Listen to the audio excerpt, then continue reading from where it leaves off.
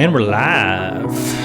Hi friends, welcome to My Divorce Real Estate. Amber Gifford here and Scotty Gifford. Hello, hello. So this is a sequel to Mediation, kind of, right? Yeah, we had another video, kind of did, and this is going to be more of a how to prepare for mediation. Yes, it's very important to prepare yourself and have all your documents ready. So we're going to talk about just the prepping for mediation today. So a lot of you who maybe have never been don't know, we did mention this in the other video, that you pay for mediation at the time of mediation at the end of the day. So you will be having to pay for an hourly rate with the mediator, as well as when your attorney's there, you're paying for your attorney. Mm-hmm. So do know that it does get, kind of expensive kind of quickly. So that's why being prepared and knowing what you want and going into this, that's what we're going to this video help you prepare a little bit before you go into mediation. We don't want you to be the problem. If there's going to be a problem, let it be the opposing counsel, not you. So you're going to be prepared because you watched our video. We're not attorneys. We just want to have that disclaimer in there. We work with attorneys. We've been through mediation collaboration ourselves, so we have real life experience, and our clients as well. But the goal here is for you guys to be prepared so you can get through this and, make it less costly, hopefully. 95% of mediated cases don't go to trial. So if you're like, oh, I'm going to stick it to them and go to trial, when you're doing that, you're really sticking it to you too. And it's really not the best advice to try to go to trial. You really want to try to settle in mediation. Yeah, mediation is expensive, but trial is really expensive. So preparing for trial and paying for the trial and all that, it's 5 times more expensive. And, it's a lot of, mental anguish and stress on yourself. If you're that way, and if you have children, you're not good for your kids either. So, as the date approaches, get yourself prepared. You have time. So normally, like we said, you pay for the mediator at the time of the service. But prior to going, you need to be having your little journal, making some lists, listing your assets and your debts, bringing any documents you have, bank statements, if you have 401k balances, the mortgage balance, who the lien holder is, and anything and everything you can get your hands on. You need to have it. Yeah, like I say, all those credit cards you have, any credit cards, and maybe you guys are splitting, paying for the attorneys, right? So whatever that is, kind of gathering that financial documents together so that you can have a well prepared. Okay, this is where we're at financially standpoint. I want to go back on one thing. Sure. So I was going to go back to the credit cards and the vehicles and all that. Like if you're in question of anything, like you found some bank statement as a bank that you don't know about, or you found a bunch of cash in a drawer, take a picture of it. You can bring pictures too. It doesn't all have to be paper, but bring it. Don't be in question of something that you found if you're sifting through documents in your house or whatever the case may be. I don't know what that is. I don't need it. Bring it, because there could be some validity to it. So I just wanted to touch on that for a second. Yeah, I mean, look at doing that research, because maybe the other spouse isn't being forthright with all the financial documents, because maybe you've been in the dark about where you guys are financially, because they may be paying all the bills and they've been doing the money for years, and so you've been taking care of the household and all the children maybe, and so you don't have that financial know-how or where everything is, and so just like I say, gathering those documents. You live in Texas or another community property state. This is all that assets or debts or community, right? So knowing where you are standing either way, assets or debts, how much your net worth is going to be important. So Which is going to play into another big thing that we like to help with, which is going to be the home. If you have a home that's going to be divided during the mediation or talked about in mediation, knowing what your home is worth, right? And we always say, don't use, we made a whole video about how to determine the different ways to determine your home's value. So you can check that out. But we always say, use a CMA with a licensed realtor that knows your area, that can help you out. And definitely a CMA, comparable market analysis. Those are free. You do not pay for those. A licensed realtor can provide that for you. And if you have rental properties, you're going to need that on there as well. The difference between that and an appraisal is the appraisal isn't going to account for the condition of the property. So it is important, if you do have that CMA, like, hey, this is what my home is worth. This is what we could sell it for today. But that realtor should really come out and look at the property too. And what if there's a big crack in the slab of the house and you have to have that checked out? Do it before mediation. Hey, here's my house value, and here's an invoice from the people that need to repair the slab for $50,000 because there's a problem. So who pays for that? something that will be negotiated in mediation. Yeah, we always talk about those big five of the house, the roof, the AC, plumbing, electrical plumbing, and then the foundation, right? So those are the big five you at least need to check out before you're doing things. We always recommend doing that pre-inspection before you are having the realtor come out and look at the home. But it's just say maybe you want to keep the home, because that's a lot of cases like, hey, I'm just going to keep the home. In that case, you want to be pre-approved before you go into mediation, right? Give it the licensed loan officer and say, hey, can I keep this house? Because you're not just going to be taking over the mortgage and just, okay, that's fine, right? The other person's going to want off the mortgage, right? They're not going to want their name tied to the mortgage anymore. I wouldn't. I wouldn't. We don't recommend it. Yeah. Being tied to someone you're divorcing. So getting that home refinanced, buying out your spouse, right? So we talk about that. We have our divorce buyout calculator on our website, and I'm also a licensed mortgage loan officer that can help you with that too. So you may not know if you can afford to keep it or not, but you need to start looking into those things, and sooner the better. Turning a blind eye because you don't want to deal with it is not going to help your situation. So if you can go to mediation and say, I'm going to attempt to, you may not have to have a pre-approval letter yet, but if you're going to attempt it, go ahead and start making the steps forward. It just looks better on your part. Like, hey, I got all of this together. This is the action that I want to take. If you're going to be selling the home and that for a fact, or maybe you're going to try to buy them out, and if it doesn't work, then you're going to sell it.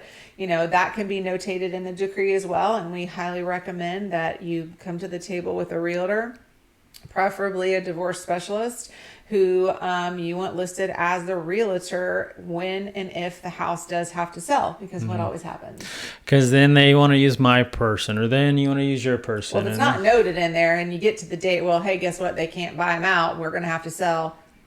Then they fight over who the realtor is going to be. Nobody's listed. You have to go back to court. It just draws things out. Yeah, there's no date when the mediation, after a mediation, when it's going to be sold by or when it's going to be refinanced by. And, before you go in, this is why another reason we recommend about, knowing about if you can be pre-approved for the home before because are you going to be counting, I'm going to use my spousal support, or I'm going to use my child support to help pay for this. Well, you can't use that for 6 months, right? So you have to be receiving that for 6 months before you can start using that for loan approval process. Right. So thinking you're going to walk into mediation and then just get all these other things, and then with those things and your income, you're going to be able to keep the home beforehand it's just you're firing before you're ready and aiming, right? Like let's get ready first, and then we'll aim, and then we fire, right? We don't just do it, backwards. And you need to, again, seek out somebody who specializes in divorce. If they're going to do an OLT lien, which allows you to tap into more amount of the equity, which is important. That can also be assigning, debt to that too. So there's all kinds of creative ways. The sooner, the better is basically the picture that we're getting informed and, beforehand is what we always say. We say we help people make informed decisions about what they're going to do with the home. Usually the large asset. So the other one is custody and child possession. That's definitely going to be talked about if you have children. And my opinion before you go to mediation is to think about what you want. I mean, not only in just the kids in possession and sharing custody, but on all facets here. What is it that I want? Kind of make your wish list. This is the way I foresee it going. You're not going to get everything you want, but you at least have it on paper. So when things get, somewhat heated, or you get upset over something that they're throwing at you, we never make sometimes good decisions when we're emotionally charged.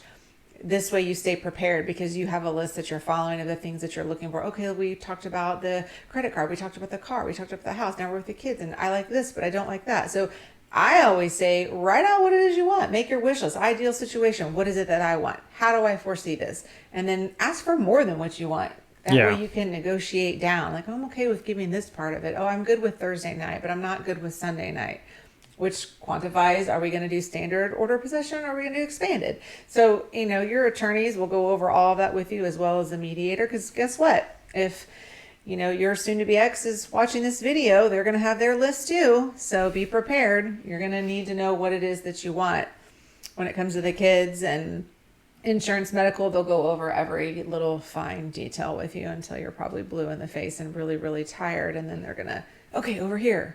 Yeah, we've both been through mediation before, and going through that process personally, it's a gut-wrenching process where you're trying to decide things back and forth, back and forth. So having that list and being prepared, it's not guaranteed you're going to walk out with everything you want, but at least, you can check off as you go. Okay, we agreed upon this. Okay, like I can block that off in my head and just go on to the next thing. It's kind of important, right? Like having that list is probably more vital than you'll even realize, right? So, because there's just so many things, and the attorneys are talking to the mediator, and they're not even talking to you sometimes, and they're just helping, because your attorney's there to help you, advise you, but sometimes they just start talking in lawyer speak, and you don't even know what they're talking about. So, that happened to you? Yeah. So, hey, slow down, guys. Slow down. Like, bring it back to me. Like, realize that you're the decision maker, and you're the one that's going to have to live through this for the next 6 months, next year, 10 years, how long or ever. This might affect you the rest of your life. So realize that these decisions you're making in mediation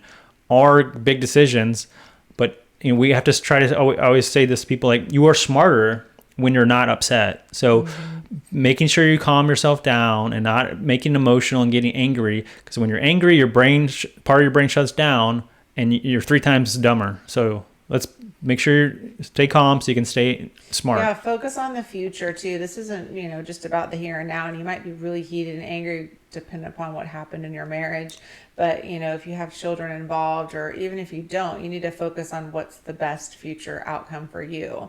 And just because an attorney, and I think they're fabulous and they do what they need to do, but suggest something, you're the one that walks in those shoes. You're the one that has to live with it. Mm-hmm. Can you? Will you? How does that make you feel? Yeah. If you have any gut instinct of like, ugh, this isn't feel right, walk through it with them, talk. Okay, what does this mean for me? Like, I need to know. Like, if you don't know, you better ask. Otherwise, it can't be overturned even by a judge. Whatever you sign off on that day, you sign off, and it's for good. Yeah, unless you go back and spend thousands of dollars trying to fight mediation, and there's no guarantee that's going to get overturned, right? And I want to say too, I think the mediators are awesome. They oftentimes have been former judges. They typically are very calm. They have extra skills to manage high conflict, and they go back and forth. And, I'm sure there's probably some bad ones out there too, but for the most part, it's going to be chosen by and agreed upon by opposing counsel and your attorney. And they're there to make everybody feel like they got something out of it. Mm-hmm. At the end of the day, this really isn't I won. I mean, I don't think it is anyway. No, I don't think you're going to walk out of there feeling like you won. It's going to be more of like, okay, I got some of the things that are really important to me that I was holding close to chest that I wanted to, make sure that I got at the end of the day. Yeah. You're probably not going to get them all though, right? You're just playing your hand the best you can and making sure. This is why we want you to be prepared going into it, because it's like, what things do I really care about? Do I really care about that bird bath in the back of the house? Like, no, stuff isn't going to matter, right? It's going to be time with the kids. It's going to be, the time with those people is going to be probably the most important thing that you're going to walk away with, right? At the end of the day, all the other stuff, like money can be earned and lost, houses can be sold and bought, medical care you can shop that around and do those things. And I do want to say though, like, as parents, which we both are, it is very, very difficult to find out you're not going to have your child every single day. Mm-hmm. You're not going to be able to put them to bed, to sleep, to read a book every single night like you have been for their whole entire life. And that comes as a shock. I've sat in mediations and watched these moms cry, and they don't want to give in anything to the other side, or it's the other way around, because they want their kids. But you have to remember that your kids love you both. Mm-hmm. They want you both, and they want to see you both. Mm-hmm. And by trying to enforce something to keep them away so you have them more than your soon-to-be ex serves no purpose at the end of the day. The only people that hurt are the kids. Obviously, if there's abuse in some other situations, that's, doesn't count. But like in an average divorce where it's high conflict and there's fighting going on, the best case scenario is to have your kids see both of you. Yeah. Put your own feelings aside from that other person who you decided that you don't want to be married to anymore, and picture your child's face and think about how this impacts them. Yeah. Because their world is swarming, not understanding what's going on. And now they see their mom and dad every day and they won't. So you really have to work hard. It's not easy. I'm not going to lie. It's difficult. Yeah, it's probably one of the most difficult parts of going through a divorce is when you have those children and you're just having to split the time with them like that. And I know that was one of my fears, is that I was never going to get to see them, and that they wouldn't want to come and be with me, and they wouldn't love me if I didn't have a big house afterwards, because we think sometimes those things that are more important to us, that status symbols is going to matter more, but that's really not what's going to matter more. It's going to matter more that you have the time with them, that you can go do those fun things with them, right? So that's why we always try to put the perspective back. Hey, like, thank you for being so open. Like, I think people need to hear that. Like, he really felt like his boys wouldn't love him if he didn't have this grandiose house. He had to learn, and he shares that with everybody in our divorce seminars too. Like, that's important. We tell ourselves these stories that we think are going to be, and they're really not true. Mm-hmm. And the children love us no matter what, and they want to be with us no matter what. And it's just so important to allow each parent time. Like, your situation with your ex is your story, not your children's story. Yeah, and I think sometimes we talk about in the movie Split. Split.org. So amazing. Yeah, it's a great film to kind of get those kids' perspective of the children when they're going through, their parents are going through that divorce and the fighting and all those other things that go associated with it. So it's definitely something we recommend to the parents a lot to watch, so they can get the perspective and remember that the children aren't just assets that you're dividing, but they're people, and they grow up and they're going to have scars from this, and that they need to, it's something that you need to talk to them about, and learning how to talk to them about those things. Like, maybe you need to go to therapy too, or maybe they need to go to therapy. So that's a whole nother gambit that's outside of this mediation, but we just like to touch on that because it is a big part of mediation, is the children. Yeah, if you have children, that's probably the biggest piece right there. And at the end of the day, there is light at the end of the tunnel, because I will tell you, it's the nice part of divorce is you get to have a break. They go to the exes and you're like, oh, I have freedom. I can work on me. I can do things for me. So you may not see that now, but I promise you it comes. And if it doesn't ever come, then your life's too wrapped around your kids. You need to find time for you. Anyway, that's the gist of preparing for mediation. Cannot stress enough. Prepare. Make your list. Make your wish list. Mark a little star by I care about it, but I'd be willing to give that up. Because you're not going to get it all. What do we always say? You can have anything you want. You just can't have everything you want.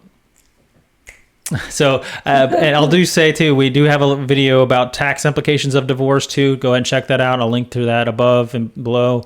We're here to provide, information and knowledge about people that are going through divorce. So that's what our passion and focus is on. So if you like this video, go ahead and like and subscribe to our channel. We're trying to grow this channel a little bit and just get more people, so we can get more help to those people out there. So if you like this video at all, and then go ahead and do those. Or maybe you had a bad mediation. You're like, maybe hopefully not. Yeah, and hopefully, if you want to share your story below too about mediation or things, other tips and trips that maybe people should look out for, put those below in the comments, and we appreciate that too. Thanks so much for watching, and as always, we're here to bring you real life experiences to all your real estate needs.